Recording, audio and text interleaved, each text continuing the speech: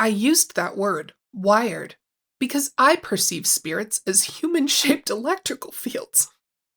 When they are near me, the hair on my arms and legs stand on end. I rarely see or hear spirits. I also don't smell or taste their presence, although some people do.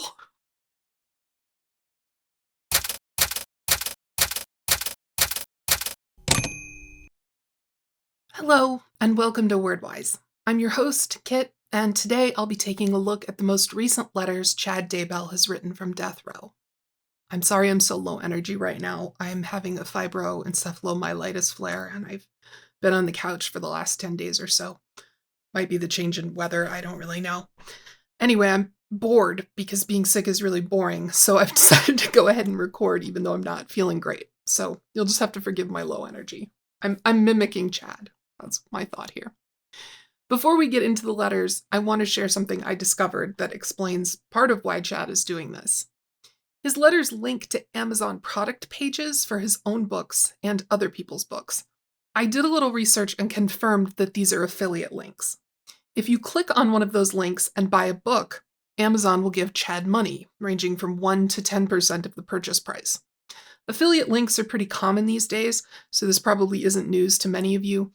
What I didn't realize until Gosha explained it to me is that the link activates a cookie, so anything you buy on Amazon after clicking will trigger a kickback to Chad. If you follow a link on his website to Amazon, don't purchase his book, but remember you need toilet paper, brown shoelaces, and lemon pepper. Chad's going to get between 1 and 10% of all of that. If you do your Christmas shopping, same deal.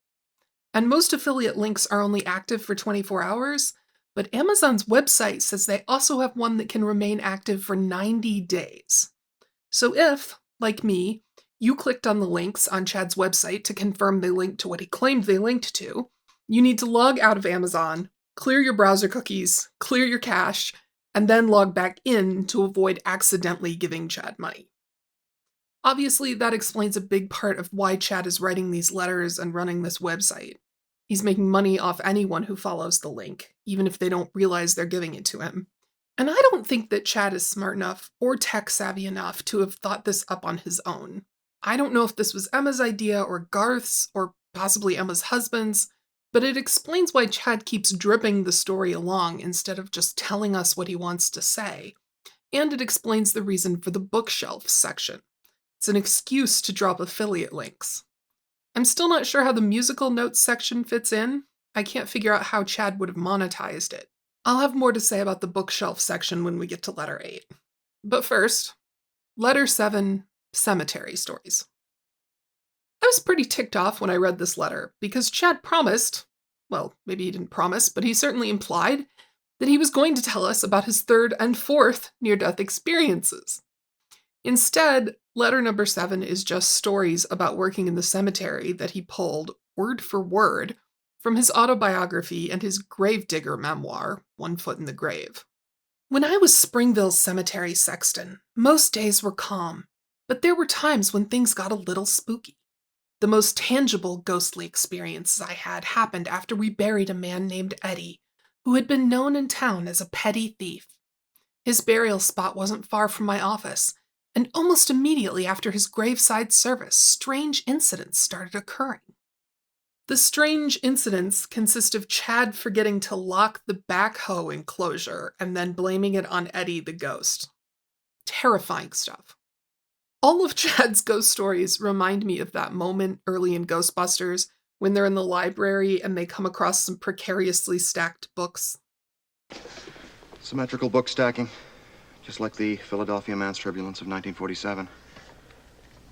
You're right, no human being would stack books like this. No human being would forget to lock sheds like this. The worst part of this story about Eddie the lock-picking ghost is its ending.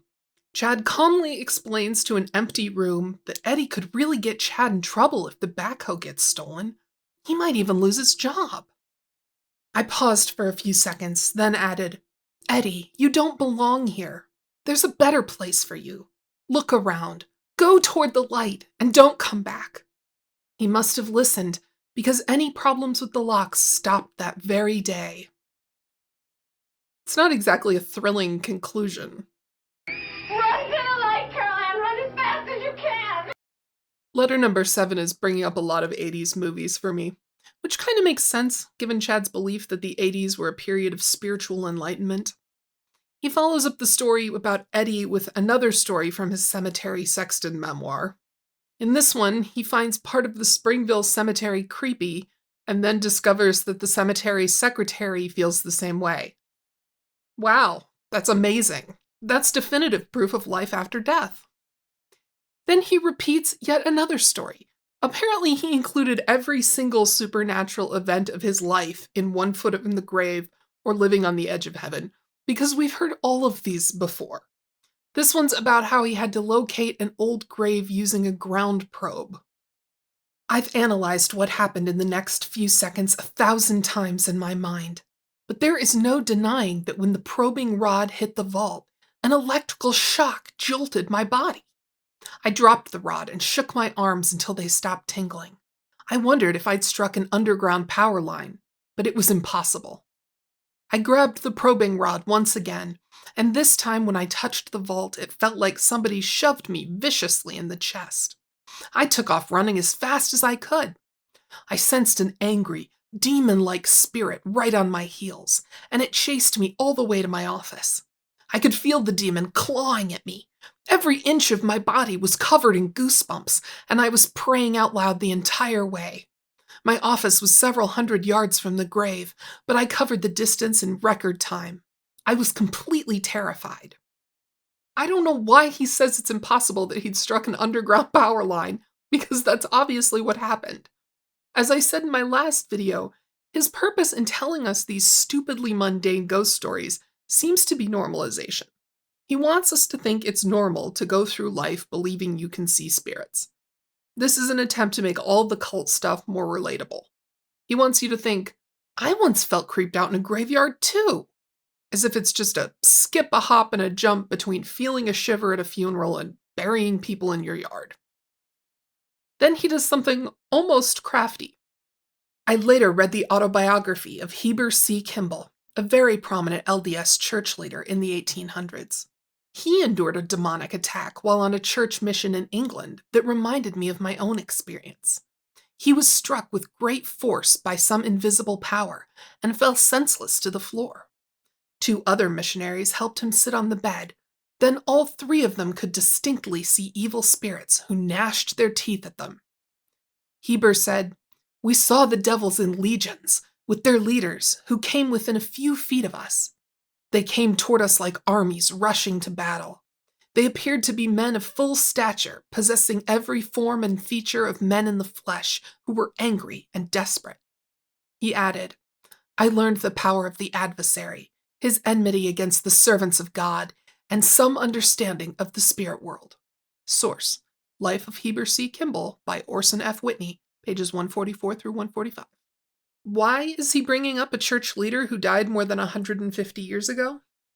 In order to stress how mundane his own ghost encounters are.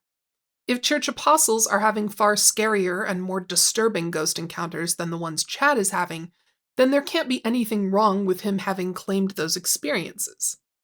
But he's not done. He's going to come back to this idea in a minute.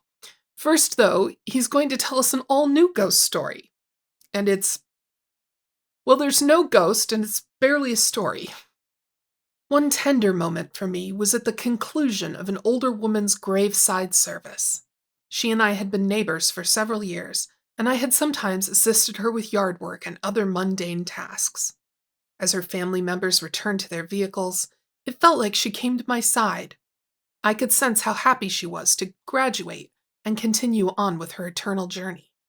A warm sensation filled my heart, and I sensed she was thanking me for the help I had given her over the years. I was filled with an assurance that we'd see each other again in a future day. That's it? That's evidence of Chad's psychic abilities? Here's a better ghost story. Today I attended an autopsy, and at one point I felt a presence behind me and thought it was another student, but when I looked over my shoulder, no one was there. And that one actually happened. So Chad is again emphasizing how The only words I can think of have negative connotations, so we'll go with innocuous his ghost encounters are, compared to Elder Kimball's. Elder Kimball got gnashed at by demons. Chad got a burning in the bosom. And no, I don't think it's a coincidence that he uses the same image to describe the ghost visit that is traditionally used to describe the presence of the Holy Spirit. I don't think it's a coincidence at all. He wants us to believe that his ability to sense ghosts is a gift from God. He recounts how Grandpa Keith came to him while he was snow plowing the cemetery and told him it was time to start writing his books, and then the entire plot of An Errand for Emma filled his mind, a process which he would later refer to as a download from God. He wrote the book, and it became a regional bestseller, a claim I'm not sure I believe, unless by regional he means in the region within my property line. And then he finally gets around to this. I was confident that my books were inspired from a heavenly source, and I knew writing them was helping fulfill my promise to Grandpa Keith. But it always helps when the adversary reinforces that you are on the right track. One night, as I was falling asleep, I heard a rustling noise outside our bedroom window. As I lay there, a dozen voices suddenly shouted in unison, "We hate your books!" It was fairly loud, and I looked over at Tammy, but she hadn't awakened. Then they repeated the phrase. I jumped out of bed and looked out the window, but no one was there. The voices were high-pitched and certainly not mortal. I knew I'd been visited by evil spirits. Even though I couldn't see them, I sensed they were milling around my yard, and I could feel their anger at me. I definitely discussed this story in my first video on Chad's autobiography. I remember wondering aloud how he knew the voices came from evil spirits and not just neighborhood kids expressing honest opinions. Listen to this line again, though. It always helps when the adversary reinforces that you are on the right track. Compare that with this quote from Elder Kimball that he referenced earlier in the letter. I learned the power of the adversary, his enmity against the servants of God, and got some understanding of the spirit world. Chad brought up the story of Elder Kimball's visitation by evil spirits to introduce this idea that Satan hates those doing God's work. Elder Kimball's experience was evidence that he was a servant of God, so Chad's experience must be evidence that he's a servant of God too. This isn't the first time that Chad has brought this idea up, and it's one that I've heard in LDS circles. In fact, right now, Tim Ballard is claiming that his excommunication is proof that he's a servant of God and that the church has been infiltrated by Satan, which is proof that it's true, and he's pretty much crashing out in epic fashion. But getting back to Chad, he's falling back on ideas that will be familiar to an LDS audience because, as I discussed in my first video on these letters, it's the people he knew before he was arrested that he's really writing to. He explains that after Satan's minions gave him a candid book review, he prayed to God and rededicated his house, and the evil spirits departed. And just in case we didn't get the hint, he ends the letter section with, although the encounter was frightening, it actually strengthened me to know the adversary and his demons weren't pleased with the books I was writing. You must be doing something right if you're offending the devil, yeah? That seems to be Chad's point. Under Bookshelf, Chad reminds us how he had to give up running Spring Creek books and go back to cemetery work because of the 2008 financial crisis, and not at all because he had no idea how to run a business. In a strange twist of fate, it meant a return for me to the cemetery business. Spanish Fork Cemetery sexton was retiring, and I applied and got the job. In some ways, it was surreal, because when you grow up in Springville, your main rival is Spanish Fork. Did Chad seriously think that his job prospects as a 40-year-old man would be affected by his high school sports team's rivalry with another high school? I'd say that's evidence that Chad peaked in high school, but for Chad, I think it was more like a speed bump. He tells a story from working in the Spanish Fork Cemetery that I hadn't read before, although it took me a while to notice because it's exactly like all his other ghost stories. 2 other employees in the graveyard saw the ghost of a little boy, and then it disappeared. Chad didn't see anything. He just heard about it from these other workers, and somehow this is evidence that Chad is God's favorite psychic author. Oh, I forgot to mention that Chad says he'll call the two guys who saw the ghost boy, Sam and Derek, in order to protect their privacy. I'm pretty sure it's so that no one can call these two fellows up and ask if this actually happened. Sam stammered for a moment before walking to a spot about 10 feet from the grave. He said, "There was a boy standing right here. He was watching us."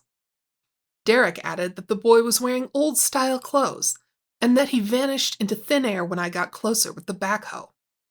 I asked them if they could see through him, and they both shook their heads. Derek said, "I thought he was a real kid at first. He stood there for at least 30 seconds. We discussed that experience many times during the rest of the summer, and we marveled that both Derek and Sam saw the boy. If Derek, classic Utah spelling, thought the boy was a real kid, why did he try to hide from said kid behind Sam? If there was a point to telling this story, it seems to be that Chad isn't the only person who sees ghosts. He continues his campaign to present himself as normal.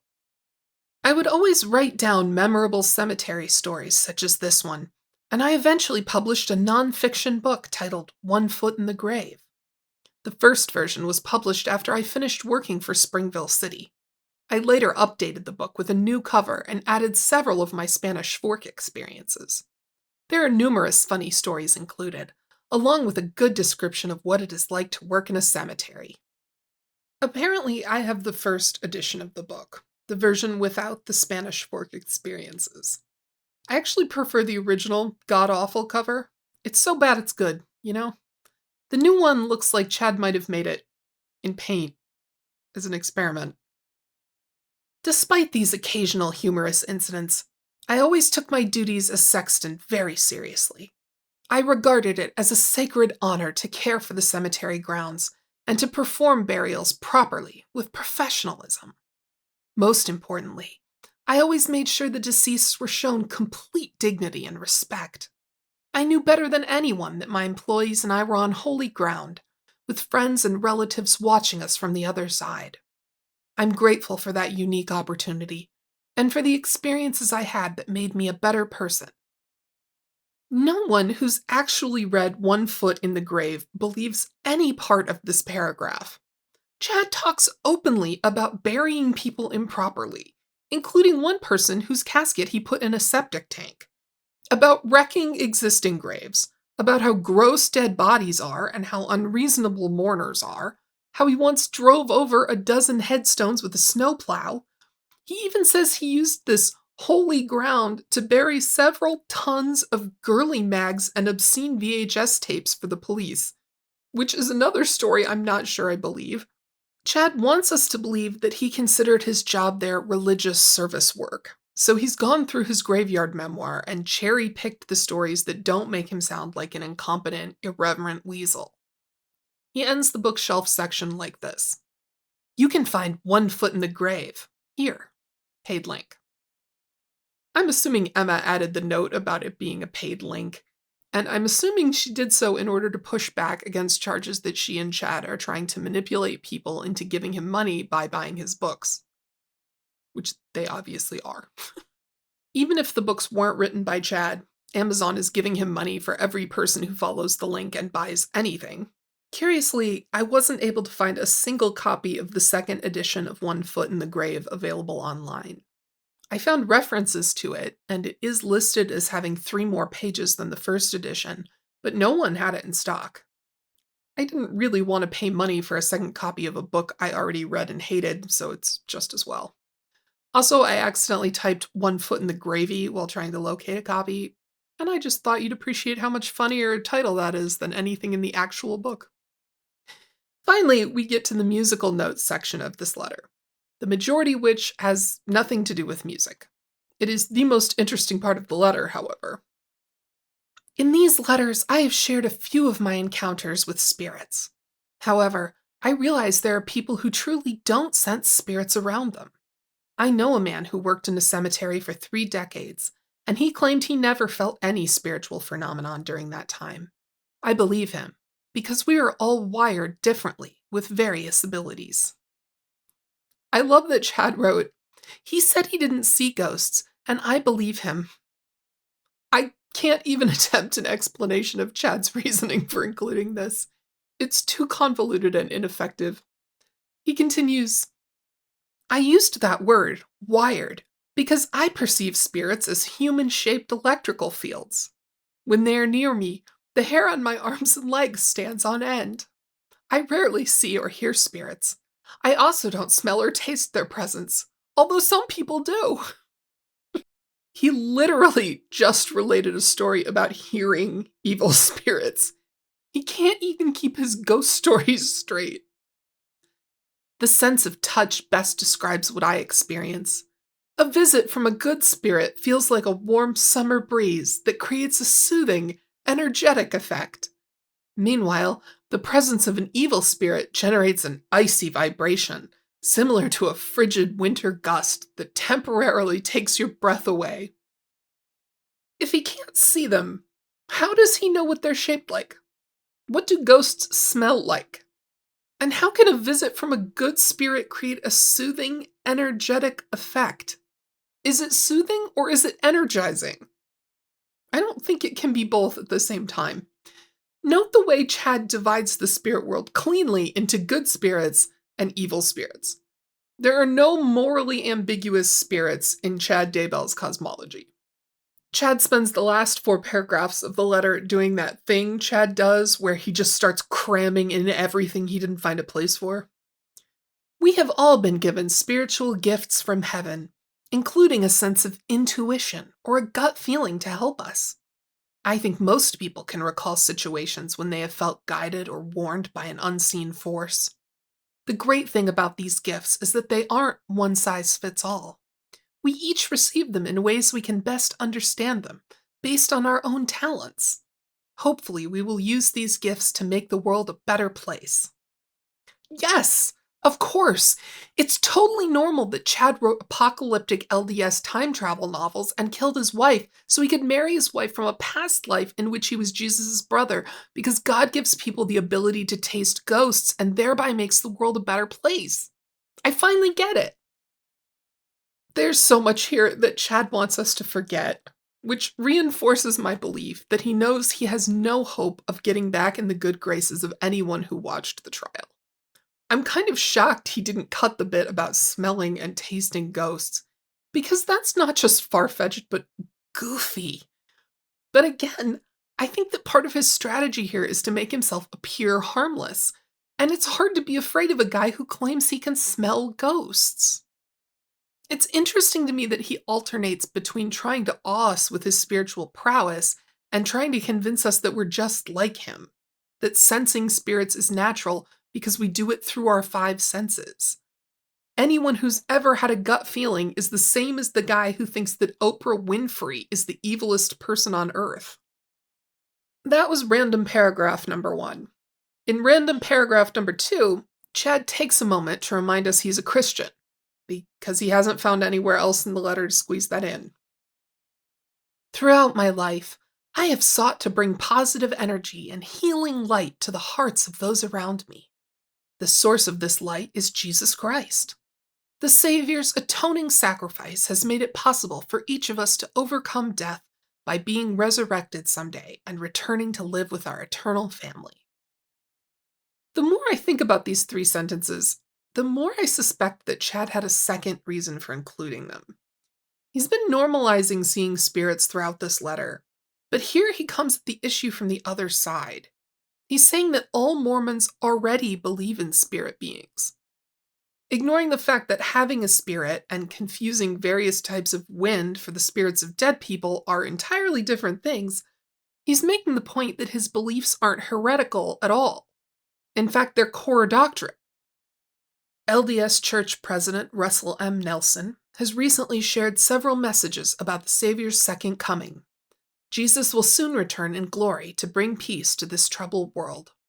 I know this event will happen and flood the earth with happiness.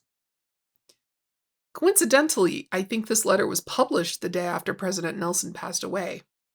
Don't be surprised if, in some future letter, Chad claims to have had a premonition of the prophet's death. That's the kind of crap he pulls. I'm not entirely sure why Chad included this paragraph. My best guess is that he's again arguing that all of his ideas are doctrinally sound. He's saying that it isn't strange that he wrote extensively about the end times because it's a core tenet within Christianity.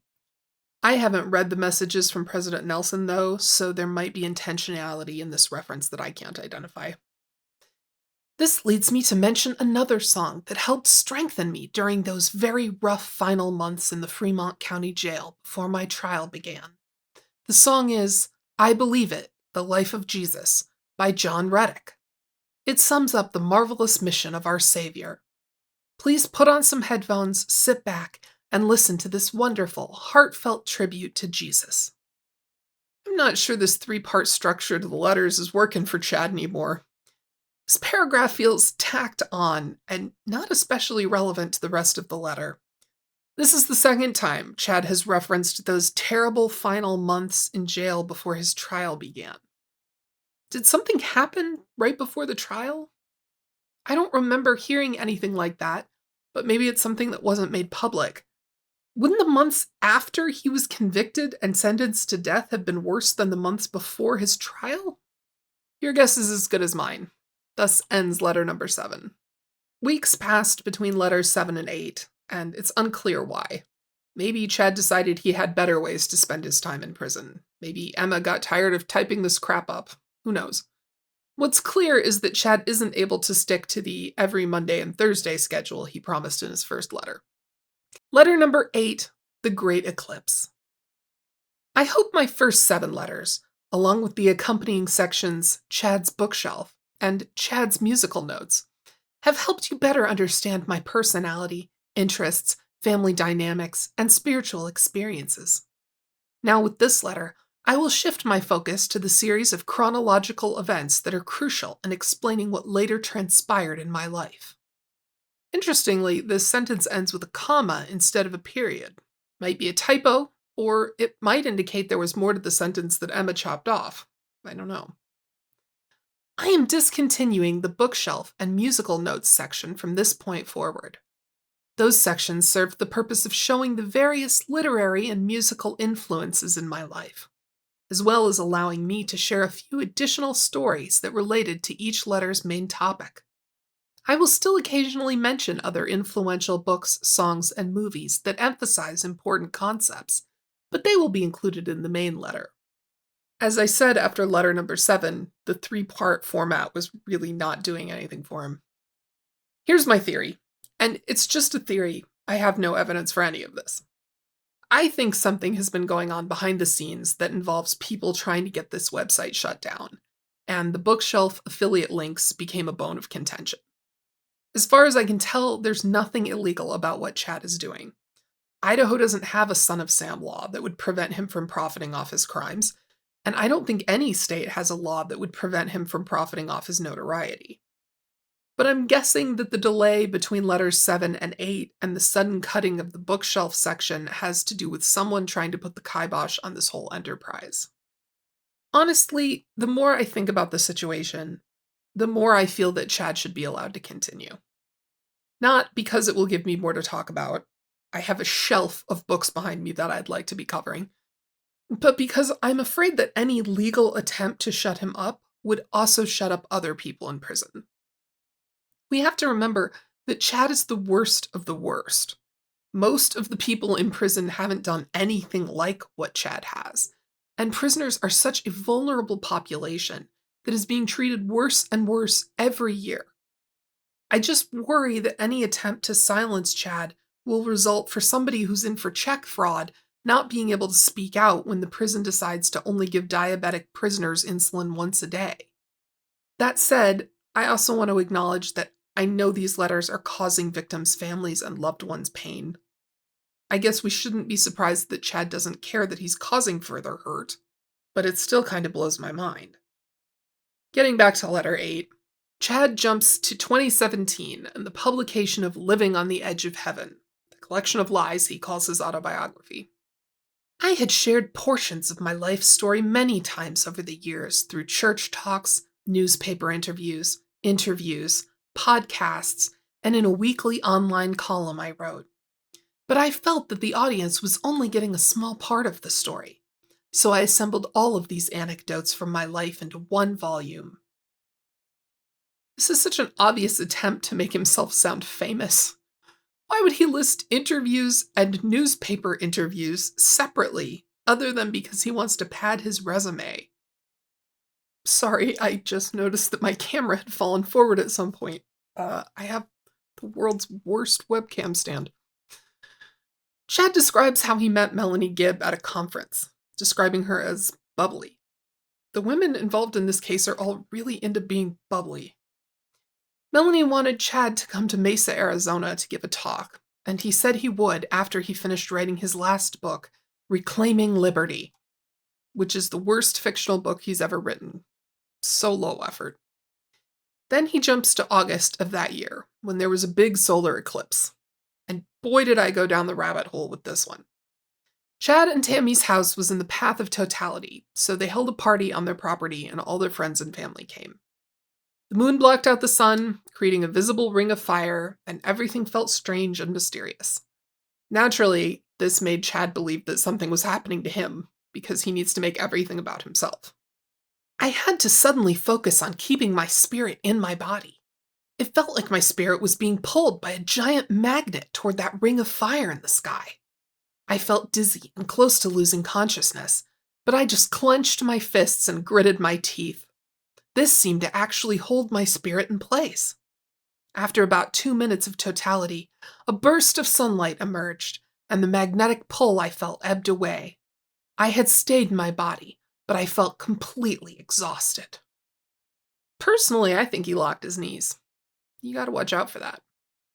He's never before mentioned the sun or the moon having any effect on him spiritually, but if they align with planet Earth, they might yank his spirit right out of his body.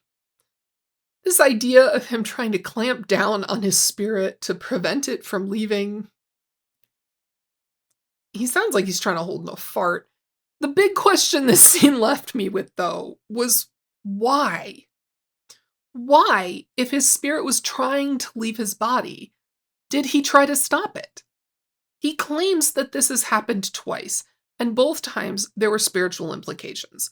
The first time his veil ripped and he gained psychic powers. The second time he saw dead relatives and got even stronger psychic powers. The implication has always been that God arranged for Chad to have these near-death experiences for heavenly purposes. So why would Chad fight back against having a third NDE? Shouldn't he trust that God is yanking him from his body for a good reason? I'm going to pause to talk about why Chad is focused on the eclipse. And the first reason is pretty obvious. Eclipses are commonly associated with the end of the world. They've always been considered omens, primarily bad omens. The word eclipse doesn't appear in the Bible or other LDS scriptures. Apparently there's no word for eclipse in biblical Hebrew, but the idea shows up pretty frequently. Usually it takes the form of a reference to the sun or the moon darkening. In fact, when I was a kid, my favorite biblical verse was Revelation 6:12, because I enjoyed that moment in Ghostbusters. I was really into Ghostbusters as a kid. I remember Revelation 7:12. And I looked as he opened the sixth seal, and behold, there was a great earthquake, and the sun became as black as sackcloth, and the moon became as blood. And the seas boiled, and the skies fell. Judgment Day. Judgment Day. My current favorite Bible verse is Leviticus 3:16. All fat belongs to the Lord. Real verse. Anyway, eclipses have always been considered divine omens since the Sumerians, and usually bad omens. Although it's scientifically impossible, the Gospels say that a complete solar eclipse lasting 3 hours took place on the day Jesus was crucified. The Book of Mormon says that the sky was darkened for 3 days after the crucifixion. It's also possible that there was a lunar eclipse the night following the crucifixion. As I was researching this, I came across something that I guarantee isn't a coincidence, although I don't quite know how the pieces fit together. I was trying to find out how many times eclipses are referenced in the Book of Revelation, so I Googled, and a Wikipedia page came up referencing the blood moon prophecy. Sounded potentially relevant, so I clicked on it, and it turns out that a pair of American preachers claimed that a series of 4 lunar eclipses that occurred in 2014 and 2015 were the beginning of the end times. One of them wrote a book, which went on to be a huge bestseller. Sort of interesting, but the two pastors aren't even LDS, so I thought it probably wasn't related. When I got to the bottom of the Wikipedia page, however, I noticed a familiar name under See Also. None other than Chad's best gal pal, Julie Rowe. I was floored. I didn't even know Julie had a Wikipedia page. That led me to a 2015 article in no less than The Guardian that explained that the LDS Church had to put out a statement telling people not to freak about the lunar eclipse after Julie implied that it was the beginning of the end times. Also, I have to share this line from the article. Rowe's publisher, Spring Creek Book Company in Idaho, did not return requests for comment. That's why your publishing house went under, Chad, because you couldn't be bothered to return media inquiries. You might be wondering why Chad focused on the 2017 eclipse instead of one of the ones Julie Rowe said were significant, given that all these culty types like to prop each other up. The reason is pretty simple. The path of the totality crossed over sites considered sacred in LDS history and theology, namely Adam-ondi-Ahman, a hill where Joseph Smith said Adam and Eve went after they got kicked out of the Garden of Eden, and Independence, Missouri, which Smith said will someday be the location of the New Jerusalem. The eclipse became a big thing in LDS circles for that reason. I found an old post about it on the Mormon sub in which people were complaining about how their family members were freaking out. So that's why I think that Chad decided to write about the 2017 solar eclipse. As usual, his writing is both LDS coded and doomsday coded. And yes, I realize there's overlap there. What's interesting is that he's once again managed to find a sneaky way to connect with his intended audience. I lived in the path of the totality for the 2024 solar eclipse, and everyone I knew went to watch. It was like a citywide holiday. We had family come to visit just so they could see the eclipse. I'm sure Chad's readership was inspired by this letter to recall all the excitement they felt at the time, and they might be thinking, Chad's just a regular guy who throws eclipse parties for his friends and family like the rest of us. And actually, that eclipse was pretty eerie. So maybe if he's a little more spiritually sensitive than I am, he really did feel something.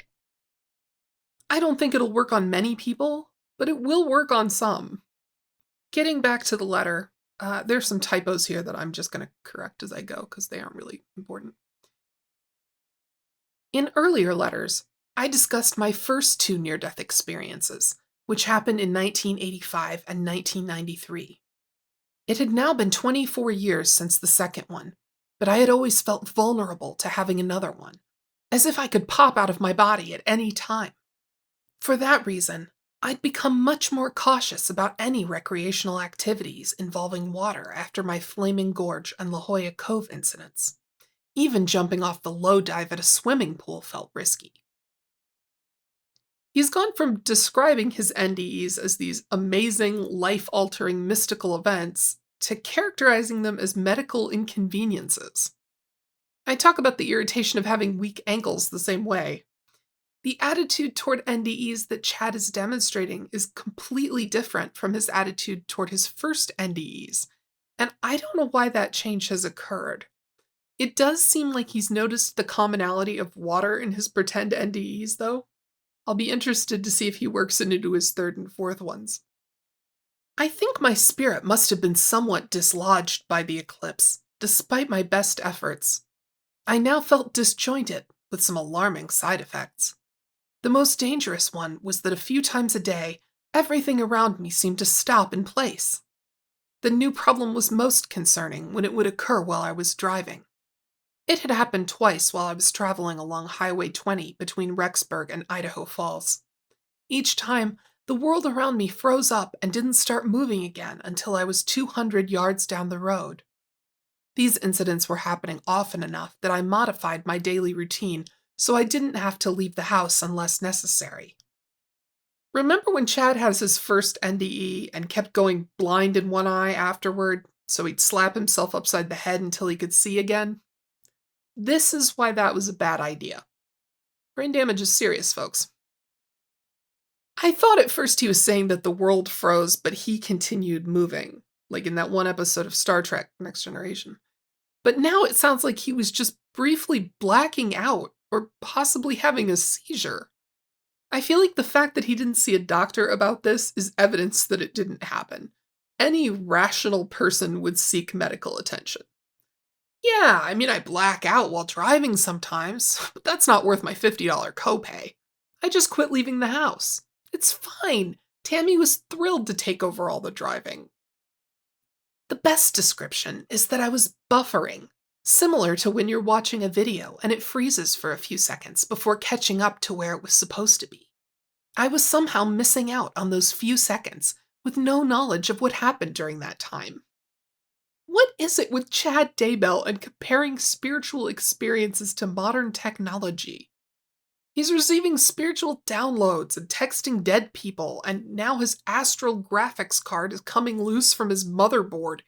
It's so strange that he keeps coming back to tech analogies, because my understanding is that Tammy was the one who understood computers. Anyway, I think the real reason Chad can't consistently describe this so-called buffering experience is that it never happened. That's the obvious explanation. And then, in true Chad fashion, he tells us from where he stole this idea.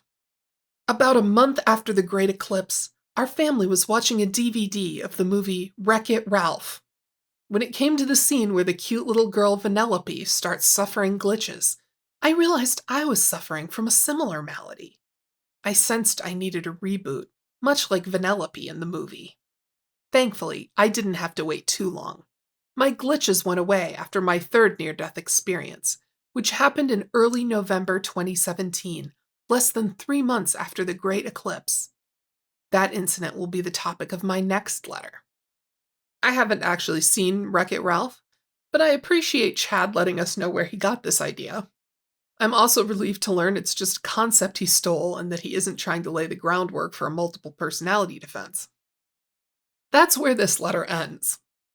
I don't know what the point of continuing to break this narrative into small chunks is, but that's always been Chad's style. I mean, his entire Standing in Holy Places series has less content than a single book. In fact, the series probably would have worked better as a single book. It sounds like what he's going to do next is tell us how the eclipse was an omen that the end times are beginning, and only because he's so sensitive, this terrible omen pushed him slightly out of his body, and the only way for God to fix it was to give him another NDE, after which he'll gain even greater psychic powers. I'm not sure what was going on in Chad's life in November 2017. I guess I'll have to wait for the next letter to find out. Thus ends letter number 8. Alright, so a couple of days have passed, and Chad has released another letter. Letter number 9. My third NDE in 2017. I like how Chad accidentally implied he'd had 3 NDEs in the same year. He begins by reminding us about his buffering problem, and then sets the scene. On a Sunday evening in November 2017, we held our weekly dinner with all of our children. Both of our daughters had gotten married earlier in the year, and we loved having them and our new sons-in-law join us. We set up a folding table and chairs in the front room so we could all eat together. After a delicious meal, we cleared away the dishes and gathered around the table again to play a card game. Chad's showing us how relatable he is again, how he's such a loving family man who enjoys playing card games with his kids and appreciates his wife's cooking. During the game, someone made a humorous comment. As we were all laughing, I suddenly felt myself elevate above the room and float to the ceiling. I was now looking down at my son, who had been sitting across from me. Then my view shifted, and I could see through the outside wall toward the highway, where I saw a spirit dressed in black watching me intently. She seemed to recognize I could see her, and she laughed delightedly at what was happening. This whole incident seemed to take about 5 seconds. That's it. That's the whole thing. He drew an Uno reverse card and popped right out of his body. I feel like he's not even trying at this point. His laziness, however, raises an interesting question. Why choose this situation to recast as an NDE? There were witnesses to this event. All of his kids, both his sons-in-law, plus Tammy. We have to assume that some version of this happened. At least the dinner and the card game. And then probably Chad laughed and choked on a chicken wing, or his chocolate milk went down the wrong pipe and there was a big hullabaloo. And he's trusting that all anyone remembers is that something happened and a fuss was made. Regarding this spirit dressed in black he claims to have seen, I think it's safe to assume she's evil. Chad is very literal. His capacity for symbolism is minimal, and the LDS Church is obsessed with the color white. You can't even wear cream-colored clothing to the temple. It has to be paper white. And Chad makes a big deal out of colored clothing in his books. The evil and unrepentant spirit in Chasing Paradise always wore red. What Chad doesn't know, of course, is that in Appalachian folklore, the woman in black appears to cheating husbands. Sometimes she even gives him a nice little backhand. I'm going to read the next 4 paragraphs together. Then I instantly found myself back in my body, sitting in my chair at the table. However, the entire family was surrounding me with very anxious looks on their faces. They worriedly asked me if I was all right, and I was confused. I asked what was going on, and one of my sons-in-law said I should go to the hospital and get checked out. I said I felt fine, and I didn't understand what all the fuss was about. Everyone started talking at once, explaining I had been laughing along with the rest of them. Then I went limp and slumped forward against the table. My face had turned purple, and I wasn't breathing. The others had stopped laughing and watched me for a few seconds, wondering whether I was joking around. Then they saw the color of my face and knew something was seriously wrong. 2 of them jumped up and grabbed my shoulders, pulling me into a sitting position. They looked at my face, and my mouth drooped open. My eyes were glazed and vacant, as if no one was home. Then I suddenly jolted back to life, wondering why they were acting so concerned. I told them it felt like only 5 seconds had passed, but they all shook their heads, saying it was about a minute in real time. The incident disrupted the game, obviously, but once it was clear I was feeling okay, Tammy and my children were ready to start playing the game again. My new sons-in-law were somewhat bothered by our seeming lack of concern for my health. They were dismayed I didn't want to be examined by a doctor. Tammy explained to them that this kind of thing was somewhat of a run-of-the-mill occurrence when it came to me. Chad spent 4 paragraphs describing his family's experience of what happened during and after this incident, and 3 sentences describing the NDE. Which is easier? Writing about something that actually happened and you actually experienced, or writing about something that never happened that you had to make up?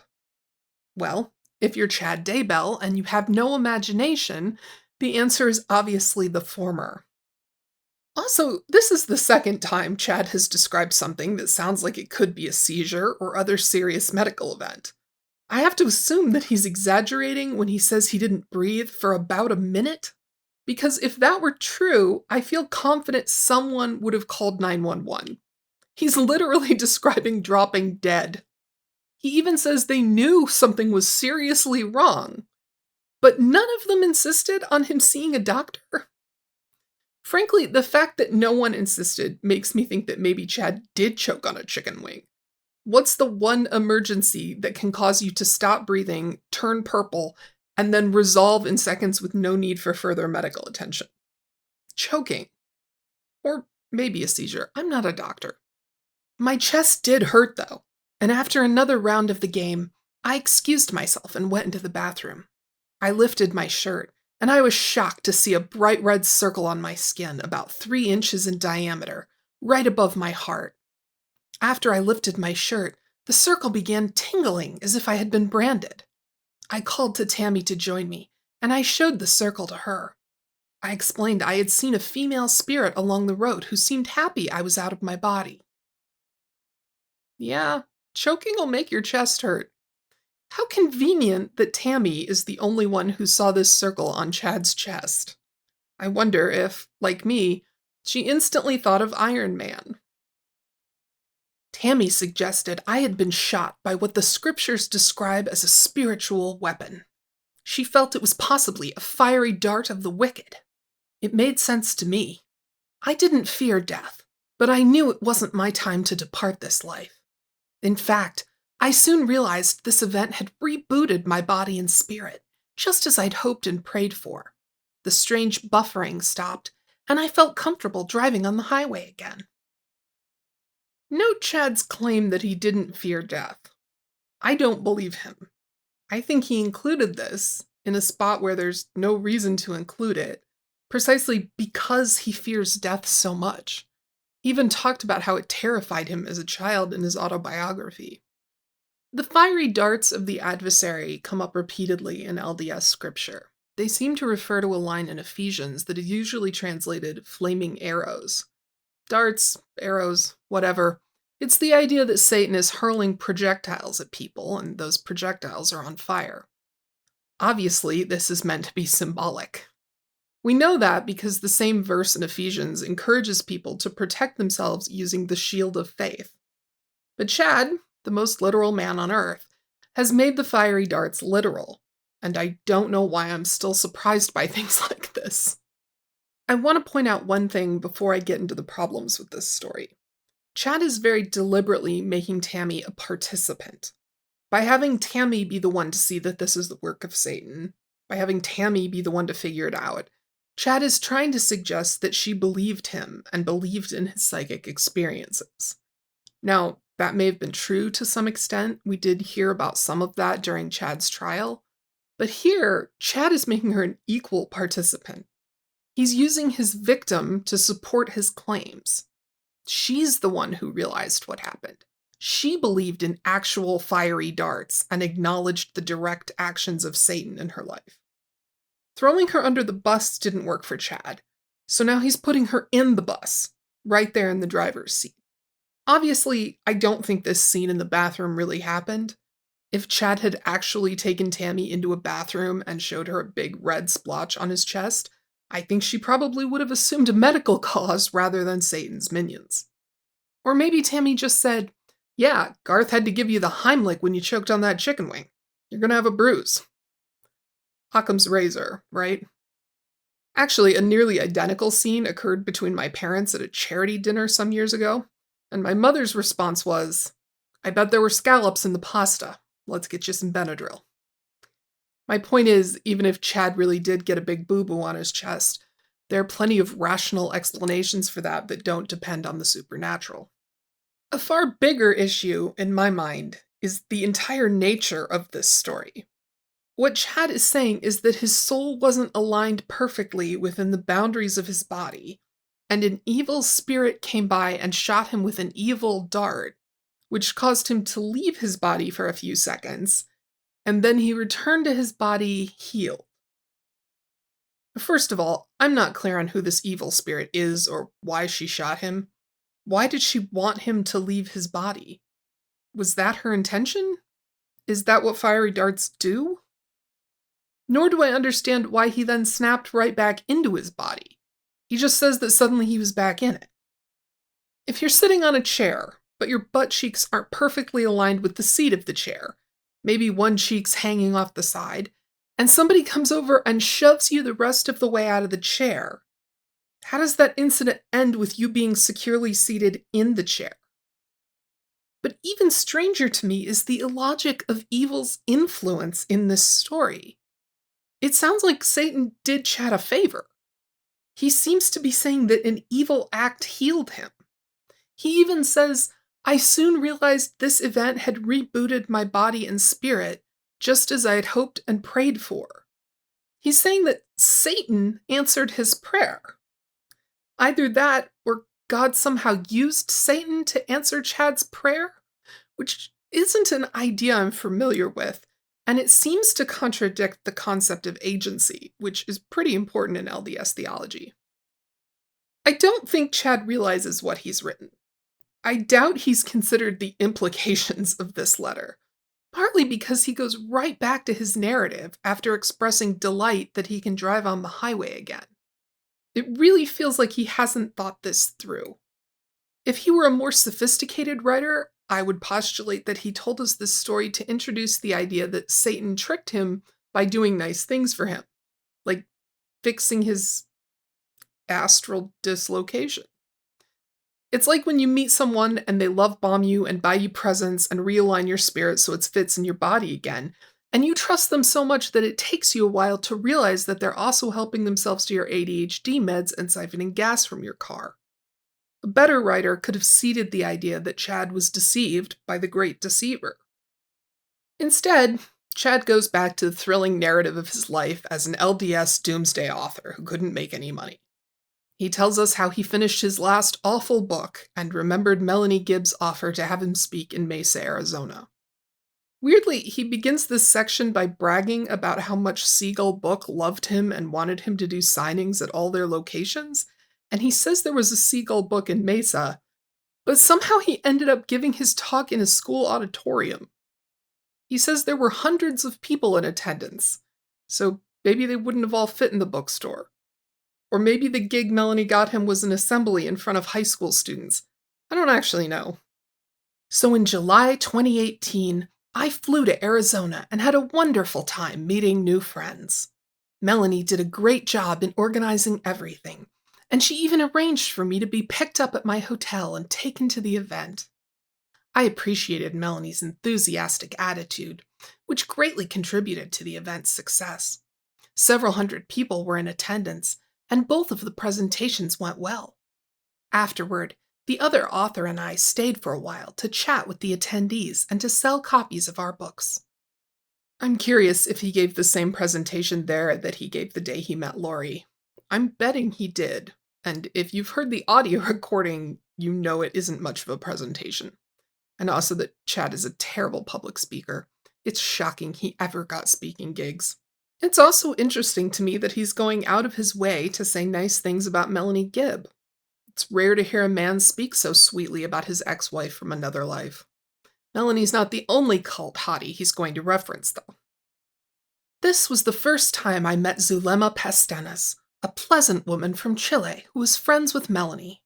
I told her I had served an LDS church mission to New Jersey among the Spanish-speaking people, and Zulema responded by saying something to me in Spanish. I had no idea what she said, and we had a good laugh about how my language skills had eroded. She bought one of my books, and I felt like I had made a new friend. Prison seems like a great opportunity to study a language. Lots of hours to fill. Once we had cleaned up the school and put everything back in place, Melanie and another woman drove me back to my hotel so I could fly to Idaho early the next morning.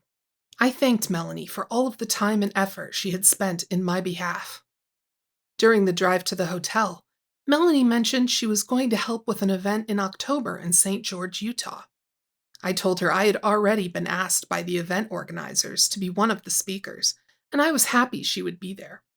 We arrived at the hotel, and I shook the women's hands and told them I looked forward to seeing them in a few months. That's the end of the letter. I'm noticing as I read these that Chad appears to be introducing a cast of characters the same way a fiction writer would. Something I noticed in his books was that he'd often introduce characters and then seem to forget they existed. It happened with Vanessa and Denise and even Mathoni, so we may or may not see Melanie and Zulema again. But as Chad leaves it now, everything was peachy keen. Thus ends letter number 9. So, what could we have done to improve these letters? I think that Chad made a major error with letter number 9. To the extent that it's possible for people without psychic powers to relate to people who have psychic powers, he was doing all right for the first 6 letters. Yeah, it got a little silly with letter number 7 and the whole smelling ghosts thing, but at least Chad was still presenting himself and his pretend psychic powers as harmless, and that made it somewhat relatable. Lots of people like to check their horoscopes and tell ghost stories. But with letter number 9, things have taken a turn, and I don't think it was one Chad's readership was ready for. Now this narrative has gone from fringes of normal to flat-out unrelatable. Letter 8 was, yes, the eclipse was very eerie. Letter 9 is, Satan's minions are attacking people with actual weapons. I'm skeptical that more than a handful of people are going to make that jump with Chad. I suppose it had to happen at some point, this turn, but I wasn't ready for it. I think Chad erred in making his psychic powers seem so corny and benign for the first 8 letters that this turn in letter 9 feels jarring. All of a sudden we're in the midst of actual spiritual warfare, And that's the sort of escalation that needs to build more slowly in order to make it convincing. What have we learned about Chad by reading these letters? We've learned what Chad's plan is. He's going to blame Satan. The story he's going to tell us is that all of these deaths occurred in the context of a holy war with the Adversary. Suddenly, Chad's claim that John Pryor wouldn't let him tell the truth at his trial makes complete sense. Pryor's not a great lawyer, but he's good enough to know that the devil did it wasn't going to fly as an affirmative defense.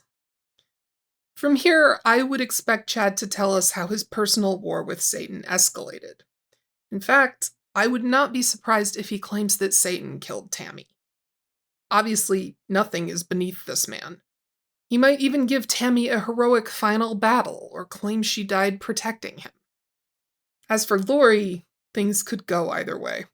She might be an angel who joined forces with Chad to save the world from evil, or she might have been the spirit woman in black, out for a quick astral projection jaunt. He might claim that she'd killed Tammy while out of her body, although I'm not sure what he gains from throwing her under the bus at this point. Maybe just the sympathy of other straight men who secretly think Lori's kinda hot. And that's where I'll end tonight. I have finished the first of 2 videos on Wendy Adelson's novel. I'm just waiting for her to be arrested, as are we all. Also, I am about to graduate from the Cuyahoga County Medical Examiner's Citizens Academy. Would you all like a short video about that? Because I learned so much and I had so many amazing experiences. Please let me know in the comments if you want to see that. I'm trying to talk the program director into creating a national pilot program, because this is apparently the only program of this kind in the US. Maybe if we get enough eyes on the video, he'll let me write up a proposal. If you enjoyed this video, please consider liking or subscribing. Please don't reach out to anyone involved in this case, and remember to use your words wisely. Thanks. Okay, what is happening with this shirt? I'll have more, but the worst part of this story about Eddie, the lockpicking ghost, isn't the ending. Oh, it is the ending. Never mind. Older woman's gradeside service. Did I say gradeside? So Chad's experience must be evidence that he's a servant of God, too. Fumbled that. To LDS authors. Audiences. Darn it! Running Spring Creek books and go back before walking to a spot about 10 feet from the grave. I would always write down memorable, the version without the Spanish Fork experiences. My camera just rocked. No one's who's actually... that he considered his God there. His God? His job. His job. Calm down. Calm down, kid. It's fine. Go smell a spirit and come back and work some more. I can get through this. I can do this. Okay. Just realized how incredibly wrinkled this cardigan is. When they are near me, the hair on my arms and legs stands on end. The hair on my arm and legs stand... The hair stand on end. That is a typo. Okay, well, that's your fault, Chad. Chad spends several spend his time in prison.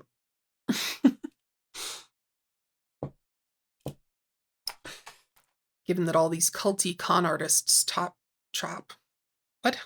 Which happened in 1985 and 1983. Is this right? There's a lot of typos here. Are these right? Even jumping off. Is that a sentence? Gosh darn it, Chad. It's not my fault he's a bad writer. Chad has released another letter. Letter? Why do I have a big warm splotch on my face? Not on this cheek. Just this cheek. Okay. And no, I didn't home perm my hair. I just braided it while it was wet, and then I thought I'd rebraid it before recording because it was looking kind of scruffy, and somehow it ended up looking worse, so... What is wrong with this stand? Go watch Cheryl and Dale if you want to get your true crime from someone with great hair. Both his kids? Seriously, I love Cheryl. What I should have done was trim my bangs. And there was a big hubbubaloo. Hubbubaloo? It's not hubbubaloo. It's hullabaloo. I can't read. Most recent letters from Chad Daybell on prison.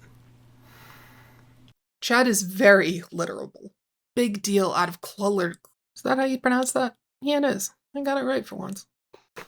Drinking root beer right before this was a mistake. So, what could we have done